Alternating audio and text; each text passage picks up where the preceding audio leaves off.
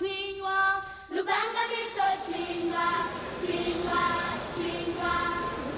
good afternoon to you. Welcome to NTV News at 1. My name is Mark Massai. Now, the Media Owners Association, in conjunction with Safaricom and KCB Foundations, have launched a massive fundraising effort aimed at reversing the suffering of an estimated 3.5 million kids. When I was very naive and innocent, I just imagined I could do whatever. And actually, the truth is you can, if you set your mind to it.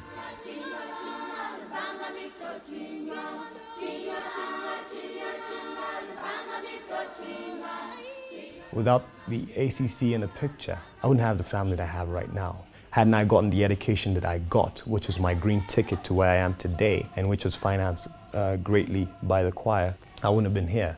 My life would have taken a different direction totally. I can't imagine what, but I wouldn't imagine my life any better than this. You know, I thank God for this.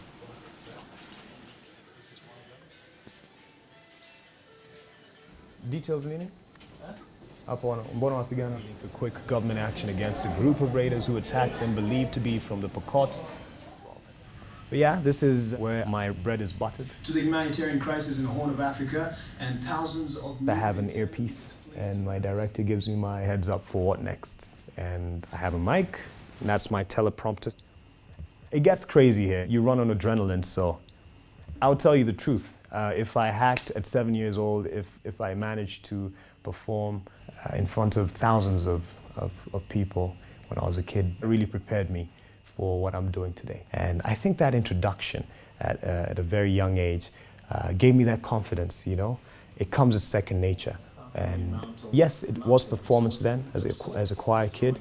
What we do today is also in many ways performance, because you have to keep your calm, keep your cool whenever you're on air. Anything can happen while you're on air, so you have to be able to manage crises. So yeah, it was great preparation.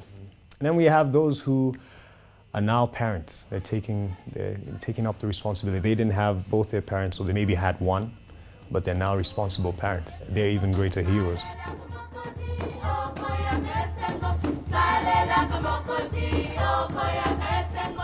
That's me right there, 1988, choir number 3.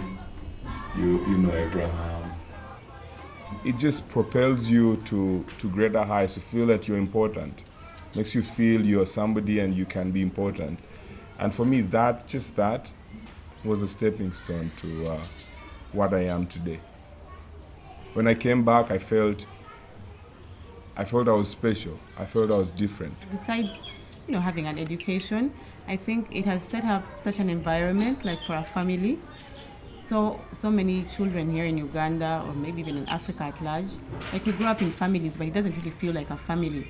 And being part of the African Children's Choir was such a family setting that I can't even imagine or explain how it would have been otherwise. Like, you didn't even feel anymore that you were an orphan, or you didn't feel anymore that I don't have my biological parents. We all felt like it was one big family. And for me, that love and warmth felt there. It made such a big difference in my life.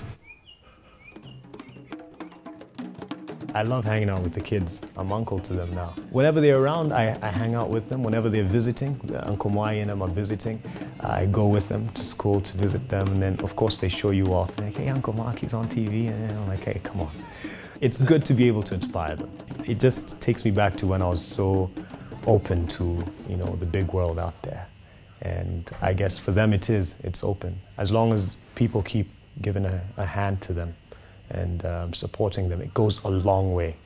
It might be a few dollars, every month.